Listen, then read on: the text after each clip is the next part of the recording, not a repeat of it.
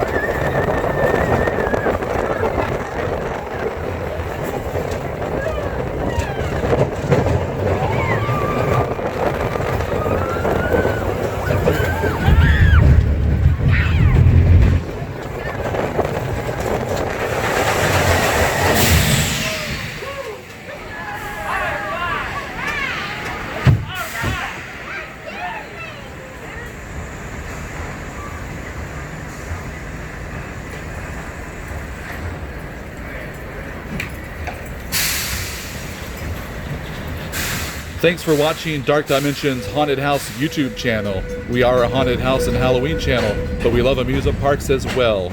Please like and subscribe and check out our other videos as well.